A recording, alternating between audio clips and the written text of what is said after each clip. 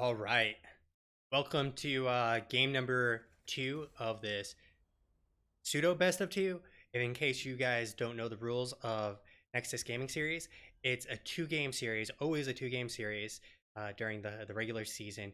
And the way it works, you get 1 point for each win. And if you actually win both matches, you will net yourself a total of 3 points. So you get an extra point, if you will. So it's 1 point and 3 points for winning versus 1 and 2. So you always look for that win for the additional point. So Cursed Hollow has been in this game really long. What do you think about Cursed Hollow, Energy? Cursed Hollow is more or less about lane control, and the team that actually gets the best lane control can have bigger and better presence um, during the curse fights, like what we call it, I guess. And I mean, you obviously want to get one lane um, isolated. Uh, that way, you force the enemy team not to have that big of a presence. Um, during the contesting of the objectives. So it's a nice kind of like back and forth, and we're probably gonna be seeing a lot of stalling. Some people trying to channeling and a lot of stalling. So it's gonna be a really big poke battle between these two. Yeah, if they pick up the Hanzo again, Hanzo is awesome for that, especially if he takes never outmatched. I feel like if you play Hanzo on this map, people almost always go the full Q build because you have the boss control potential, you have the delay potential, there's lots of tight spaces, you can get so much poke damage going through. Yeah, this is definitely one of the smaller maps. Um, so effectively, you want characters that can rotate effectively or just kind of clear quickly minions. Yeah. Uh, this this map is also a little bit of a bless RNG because of the fact that you'll be fighting and the first um, the first tribute that you can pick up is random. It's not like top or bottom is always the first place. You have to get into the game to see where it'll spawn, which means the team that has it on the opposite side is better off because they can pick up their siege camp, and then the siege camp pushes, or they um, or they take a lot of tower and fort damage if they don't clear it up because you have to run across there to deal with it. Interesting enough, Team Dynamics banned Phoenix instead of picking him this time. Is that correct? Yeah, they definitely opted for that because they didn't have first pick this time, which made sense. Which then left Mayev open instead, and Team Dynamics has taken away the Stukov and the Dahaka. I saw this play out last time as well, where both teams kind of like switched their drafts, where you had the teams basically saying like, "Oh, we want all the picks you had last game," and the other team was like, "Okay, then we'll take your picks from last game." It was kind of interesting. You can almost say like the meta was so has been so stabilized for those two teams that there is no other choices available. You either take X or you take Y. Yeah, I mean they obviously are trying to. It's interesting, like you said that because it seems like they want to take the characters that they're comfortable away from and say, hey, we can use these guys better, possibly. Grabbing that Stukov, but the Diablo gets picked up by heroic difficulty, who's they seem to be very comfortable on right now. Yeah. And so they showed they can land that APOC combo, which is critical. And with the Warden's Cage, like you don't even actually need to set up the traditional combo. You have the Warden's Cage, which acts as a trapping ground, and then you pop the APOC, and they can't run very far anyways. And what's interesting is they've already opted for both of their tanks with the Tyrael being picked up very early. I almost feel the Tyrael pickup is too early, but it looks like they'll probably opt to try and control the boss because if they don't pick up the Hanzo in the next rotation, heroic difficulty I think has this game in the bag. Like they can be down levels and then walk over to a boss, melt its face off, and guarantee no one can actually fight for it because of the holy ground, which will prevent anyone from getting on there. Yeah, I wouldn't be surprised if Team Dynamics recognizes what they're going against and picks up a Tychus. A Tychus would be very strong for their team, Yep. especially when they have an early pick on Tyrael and Diablo. Tychus is also very good on this map. I've seen top teams use them. One mention it goes to, I believe, Tempo Storm. They actually did that. They pulled out the Tychus and ended up securing on the same map too. Yeah. The Tychus is really good against the Diablo, like super good. And then the Tyrael, well, Tyrael's not a very high HP hero, but when you have a double frontline like that, you get so much value out of having a Tychus. So it's interesting that we have the Garage ban coming on out, and that means their solo tank, or well, their main tank is going to have to be someone like an ETC potentially. They have Arthas still available. There's Muradin available, and the thing is, if they pick up ETC, ETC has to deal with APOC and Sanctification. Sanctification is a counter onto itself for the Mosh, and then Diablo's APOC is an interruption for that. So it's almost like they're baiting team dynamics. They're like, okay, you want to choose ETC, you're playing right into our hands. If you choose Arthas, well, we don't consider him a very good tank to worth even the ban. So that's the case. I kind of put my imaginary hat and tip it towards those gentlemen's and ladies to for their kind of like baiting of the ETC pick. Yeah, ETC. I don't believe if they do pick ATC, maybe I don't think Mosh would be used. Honestly, it just seems too risky. Yeah, although if they do pick them, and maybe that's what they're thinking. They're like, well, if you don't pick Ash on ETC, then we are not very scared. But at the same time, maybe they're not thinking about an ETC stage dive, and so they do opt for the ETC. And I think having the double globals, the Haka and ETC, would be absolutely godly if they play it correctly. I see a lot of teams choose double global comps and play it infinitely poorly, where you're kind of concerned to their mental well-being, just to how badly the global is used, where double globals are not used to like secure to kill, they're not alternating, they're not getting into team fights in time, they're just kind of like AFK split push and call it a day. So hopefully that's not the case here for team dynamics. Yep, and they still have one more spot on the side of Team Dynamics. I'm still thinking that they might pick up the Tychus. Yeah, they definitely could, because they picked up the Junkrat, who has good interrupt and poke potential. They banned out the Hanzo, preventing them from having the boss control alongside of the Tyrael, because you don't need Tyrael cannot hold a point if Junkrat throws a mine onto the holy ground. He just gets booped out along with everyone else, and so holy ground goes down, and it turns out to have no value in that case. What you can then have is then Tychus once again has protection thanks to the Junkrat. Someone engages onto the Junkrat, or sorry, onto the Tychus. Junkrat throws out a concussion mine, tosses them away or deeper into their backline, and all of a sudden, like Tychus has a field day on him. Yeah, Brightwing picked up by heroic difficulty just to kind of help alleviate the potential global pressure that T Dynamics could have with this team comp right now. Yeah. So we have Liming and the Brightwing. The Brightwing will get the global uh, to kind of alleviate it, but I feel like this is a bad pickup. The reason I say that is Brightwing is not a very good healer in comparison to Astukov. And if you have your Brightwing actually countering the global pressure, that means he's not there healing your team when your team needs the heals. He has the Xeon in, and on the other hand, Dahaka is not a healer. So like if you don't need it, then all of a sudden uh, Haka just continues the free push. Yeah, I mean, he might have to come in for the 5v5, but at the same time, the other lanes don't have a healer that'll be critical if they really do put that Bright Wing in a solo lane capacity. Kel'Thuzad picked up instead of the Tychus. Kel'Thuzad also has a global ultimate, so it looks like they want a lot of control on this map with their team. I'm not sure how I feel about it. Like you said, I feel like the Tychus would have been better. Kel'Thuzad is very risky because a reset on Lei Ming is going to be a reset of the fight, essentially, where all of a sudden Team Dynamics was winning. Lei Ming gets a reset. She rolls her face on the keyboard, and Team Dynamics is wiped off the planet.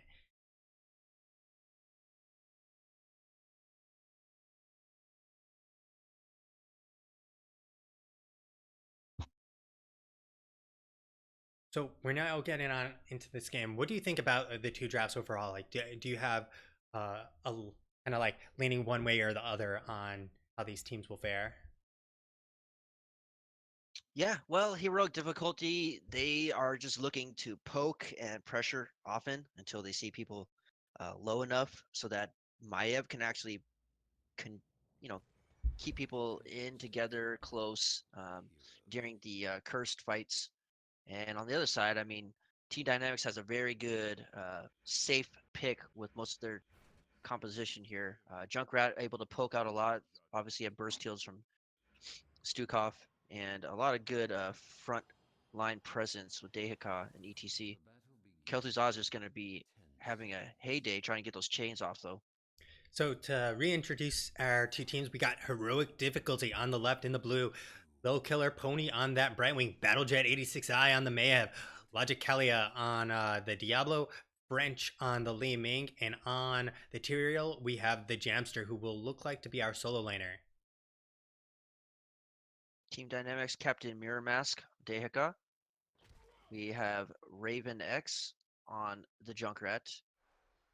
Summer Ash on ETC. Deathstroke is on the Kel'Thuzad. And Stukov being played by Darabo instead of Malf last game. So what I like about this, they're doing the same thing they did last time, Team Dynamics, which was a winning strategy, where they had one in the bot lane, one in the top lane, and then three in the mid lane. And look at that, they Raven X getting out just in the nick of time. They do lose a little bit of XP in the bot lane. Overall, they don't lose too much, but I really like it because it's cheeky, where it's like, we don't really need to fight you. We're gonna out wave clear you. We have a Dehaka who's better than Tyrael in the solo lane. We have a Raven who can do this all day long and clear from far away. And Kel'Thuzad is pretty good clear alongside of Stukov. Oh, there's the Yeah, root on being this Diablo. being a bigger map, they got to be aware of the lanes and how much pressure each one is pushing. So rotations are key on this map. Yeah. Um, we were going to say put some English, growing infestation. We got the barb chains, enhanced agility, which was usually the normal pickup that I was expecting. The prog rock, justice for all, the bonds of justice, pixie charm coming out here, force armor, and devil's due. So pixie charm is pretty powerful, but you're sacrificing more Z's, and if you're Oh, Dehaka sacrificing, about to go down. ooh, Wow. Very, very risky move by the Dehaka. Just trying to duel the Tyrael, and I mean, he didn't have his stacks to be able to regen his life, so he tried to stay in lane and try to pull him to the towers, but no go. this is going to be really bad for Team Dynamics. We're also going to see the invade here. They know what's going on here, as they haven't seen Raven X. There they go, taking this camp. The concussion mine is down. It's not in a great position. There's the DPS. There's the Z in from Little Killer Pony. Ooh, Nice displacement there by Junkrat. yeah. They get themselves a kill, and that's Picks up the where, Brightwing. yeah, the Brightwing is now down. Diablo is now down, so they pay for this aggression. This is where I was like, I don't really like the Brightwing pickup. Brightwing as a healer is not very strong. But to be fair, they get so much value in the top lane. Check out like how much Jamster got there. Very nice, and he also got a kill on that Dehaka. So Dehaka right now is just kind of trying to catch up on his tissue regen and give some presence there. But this is where the first curse tribute comes up, and the fight's gonna be happening very soon. Oh, Darabo getting caught on in there. Got the concussion mine being blown. A Raven. Okay, nice knockback from Summer Ash to keep a charge from happening. Going to get the grab. Not going to actually get any root in place. They're on to Darabo right now. Diablo's super deep. Captain Muramask is on the front line again. Now as well, he's getting low. Diablo The is silence, low. though. Oh my god, that silence keeping them zoned out. They do pick themselves a Mayev, but she pulls them all on Nice in. pull by Maev. Oh, she just manages to get Teleports out. out. Oh my god. They're trying to pick this up. Just Deathstroke. look at the channel. Gets it. Nice. Okay, so Team Dynamics walks away with it. We have 10 stacks on that Master of the Cold Dark. And really, I feel like it's critical that they win these tributes before we have Kel'Thuzad hit 30 stacks. Yeah, Kel'Thuzad with those stacks, and when he gets to level 10, which I'm sure he's going to grab the global ultimate, will definitely apply even more pressure on each tribute and lane as this game goes on. And this is what I was talking about in the bot lane. We have this weird rotation now. Little Killer Pony is in the bot lane with that global, but Little Killer Pony is not going to win this battle, and that means no healing the mid or top. But Team Dynamics has literally no one in the top lane as they take this camp in the meantime. They're taking it pretty slowly, the Bruiser camp, and Darabo's taking a lot of damage. But he's Yeah, Stukov. that burst healing, yeah, that burst healing on Stukov, no problem. It's like, His oh, actually his basic attacks do so much damage. yeah. And they're now set up pretty nicely. Both teams picking up that night camp. Diablo is sitting there though, clearing it up. He'll probably rotate on up for this fight. Dahaka and Brightwing still duking out in bottom. We'll see who pulls the trigger to come up top first. Yeah, no healer on the side of heroic difficulty just yet, but Yeah, there's Brightwing pulling the trigger. Battle Jet. Maiev jumping in. Oh, Diablo has now gone on to Deathstroke. There's the Dehaka super deep. He's got Polymorph and say goodnight. He's popping, he's healing. And can they pop the big old kill switch? The silence. Silence to come out. And the fight is essentially resetting for the most part as Stukov getting them healed up fully, basically there. Yep, about to re-engage. Deathstroke! Deathstroke goes down, and this is looking worse for the wear for Team Dynamics as Summer Ash, super low, Darabo super low. They're gonna have to give it. Ooh, 3 members down. Oh, they pick off 2 more people.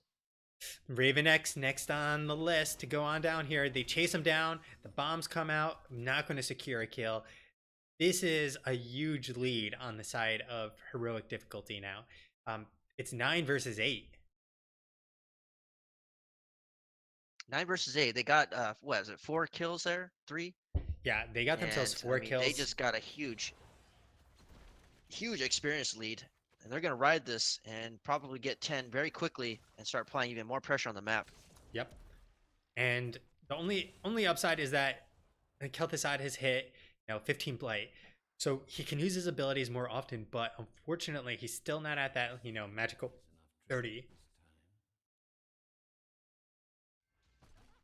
So unfortunately for them, Bless RNG has put the tribute at the bottom lane. Stukov is all alone up there. I don't know what he's doing up there. He is not a global hero. And so they need the Stukov down here if they're going to try and contest this. It looks like they're not going to. They'll just clear this up for free. I think they actually might be giving this tribute. Yeah. Just the way that their team's all spread out and not really caring too much right now. Yeah, they definitely have to be safe. It's a 10 versus 9 situation. You can't realistically try and fight. And they know they have the 10 versus 9. And so they're going to go and take their boss on the side of heroic difficulty and now get themselves even more of an advantage. Yep, this is traditionally what you want to do, especially if you have an advantage, a lead. Just go for the boss, get him out of the way quickly, and go right back to lanes. But Team Dynamics knows this, and they might actually try to punish. Oh, the Riptire comes out, not going to be hitting in time. Oh, not be hit. Yeah, APOC coming on out. Very Deathstroke is next on the list. Diablo gets dragged. I don't know if it'll be enough. Warden's Cage coming out, trapping 2 members in there. Summer Ash getting out, but I don't think it's going to matter because Dahaka, I'm sorry to say that the things that were done to you, well, they'd probably be taken to court over that. Yeah, not a little bit too much commitment by Team Dynamics just kind of throughout that Junkrat and throughout the Riptire like that. Honestly, they should have played back more and expected the boss to come to the bottom lane and then maybe try to pick somebody off then. Yeah. But they got punished very hard. Additionally, when you're Junkrat, you need a position better. Like he can set up in one of the bushes, bust out a Riptire, and then use it. And he could have done it from we're talking basically his base. from where his fort was. He could have gone, used the riptire underneath his fort, then gotten over to the boss and used it, pretty much without any interruption. And because of And so that, now Team Dynamics is being cursed here. yeah, exactly. Like they got cursed. They had to deal with a boss. They're going to be down 13 versus 10. The only good news is that they have the situation with the ability to poke, and 13 versus 11 isn't the worst. We're now sitting at 23 stacks for Kel'Thuzad. Yeah, Kel'Thuzad is still yet to come online to have a major impact in any of these team fights yet. Yeah, they'll need the CC chain, and they did pick up Mosh, which was what we were talking about. They had a lot of interruption. I mean, they have Emerald's Wind as another interruption, so I'm really surprised by the choice. I guess the goal is to hold it and just use it after every other tool has been used on the side of heroic difficulty. But it seems a pretty wishful thinking, in my opinion, to do that still. Yeah, very curious why Stukov is just the one solo laning right now, trying to clear these minions. I feel like he should just be with the team and influence as much as he can. Yeah, this is another boss that they've essentially have not recognized the situation way too late. They do throw down a very nice concussion mine. Won't be good enough as there's the charge Warden Cage combo. I think this is the end of Team Dynamics. There's Summer Ash next up.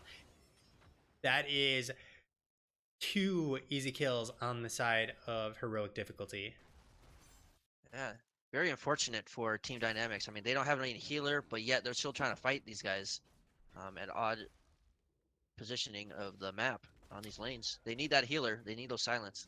I feel like they're almost a little tilted, honestly, because you have Stukov solo landing when he shouldn't be solo landing. You have him like just going on in, and the ball's being picked up immediately when they've already been, rotated up, boss taken, and then they still fight. They're not even fighting, before the boss is taken, which is the biggest problem.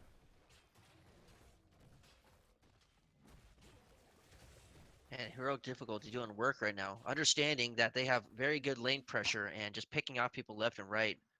Also being aware that they don't have a healer usually in the back, so looks Yeah. like Team Dynamics needs to regroup and reevaluate their lane situation. Yep, they definitely do. They are going to hit 13, but 16 is going to be here very soon on the side of heroic difficulty. And like their namesake, it's going to be heroic difficulty for the side of Team Dynamics to be fighting 16 versus 13. So they still have a window of opportunity. They still have a chance to actually fight here because they're getting in a position that's optimal. However, there is still sanctification to deal with. Diablo charge, Warden's Cage. They're coming on in. Oh, there's the pull on to Diablo. I don't know if they'll be able to kill Nice him. tongue. Warden Cage. There's Warden the. Cage comes out with a silence. Oh, APOC lands, hits 3, and they are now back on in. Mosh is still yet to be pulled, it looks like. Dahaka, he's Yeah, really deep. he's waiting to pull the trigger. I'm sure he's gonna go in now. Nope, he's being zoned out by the very good Tyrael. Oh no, there's the silence trying to save Ability Summer called. Ash. Ooh, Stukov now the target of Diablo. Darabo trying to make his way on out, and it's not going to be good enough. Darabo goes down. The 16 versus 13, but they take out French. They need that, no resets, and they might be able to get kills. Oh, Diablo coming back in, gets the overpower, but they're looking for another kill. They get Deathstroke. Summer Ash is retreating as best as he can, and I don't know if he'll be able to. There he goes. That Q let him escape. Wow, very good zoning and awareness by Jamster on the Tyrael, using Holy Ground to funnel people away from each other and split everybody up. Ooh, Summer Ash going in for that mosh underneath there. The polymorph coming out from Little Killer Pony looking really good. He just picked it up. Which cancels that mosh. Yeah, he canceled the mosh. Unfortunately, I can't see if it actually went on cooldown or if it just interrupted it. UI observer bugs. GG. Yeah, I don't agree with the Mosh pick against their team. I mean, just so many different ways for them to interrupt it. I mean, obviously the Li Ming went Wave of Force that interrupts it. APOC, Polymorph. There's just so many different ways I can. I mean, it just seems too risky right now. Yeah. On top of that, we have them taking another boss, which they could potentially march the core with because they have that extra. Um, they have that extra talent Wow. advantage, which is a really big deal, and they don't even need to go to this tribute. In fact, like they're trying to race there, but they should just go and push with the boss. There's an APOC to stop it, but I'm not sure if this is a good idea or wasting the APOC like that.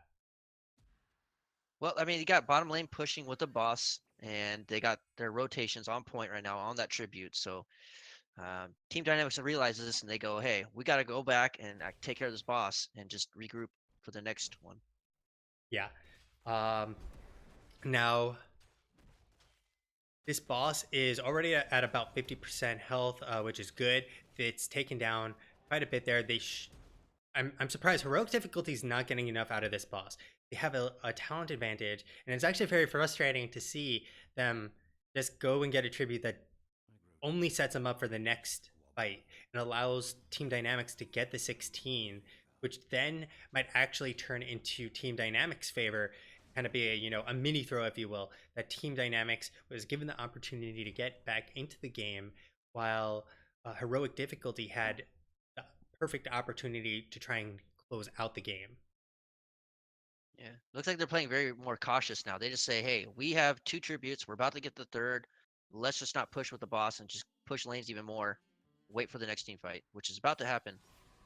There's the interrupt from Kel'Thuzad. Mav has jumped in the back. Deathstroke and say goodnight. Sanctification, everything Oh, being the blown Mosh here. finally comes out. Oh, will it be good enough? French is really low, but I don't think it'll be good enough. ETC is now down. Captain Muramask is running for his life. There is the Wave of Force. He's now running, but there's the chase for Mayev and Jamster. They get themselves another kill. Raven X being chased down by Jamster. The Polymorph's probably going to come in very shortly, but Jamster just run in, says GG guys, as I don't know what Jamster's doing. He's running for the core without taking down a keep. Yep.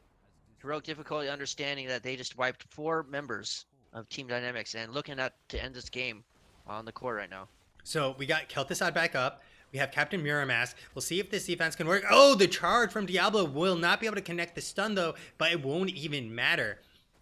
They now lose Captain Muramask. Summer Ash is here to try and save the day, but Holy Ground displacing Summer out of there. And Team Dynamics, unfortunately, losing that team fight pretty handily in heroic difficulty, will take a nice 2-0, getting themselves the domination and getting themselves 3 points. Wow, excellent play by Heroic Difficulty. The draft made a lot of sense.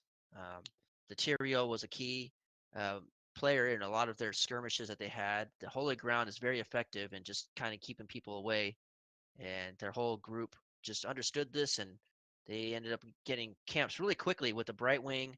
Excellent rotation by them. Yeah, there was the Pixie Charm worked out for them in the end because their Wombo combo was so potent that um, it was so potent that they really couldn't respond. And then when they fell behind that heroic talent, they basically could never catch up.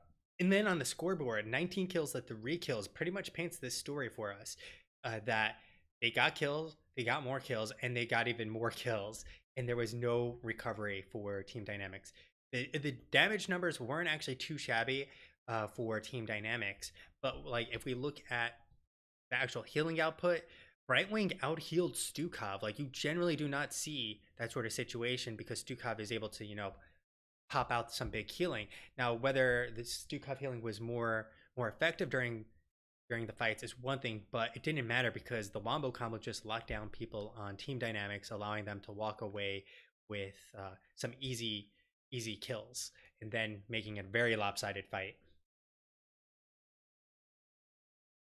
Yep, ETC's ult got canceled a few times. Same with Junkrat, Riptire. Not enough value on their ults being shut out by heroic difficulty.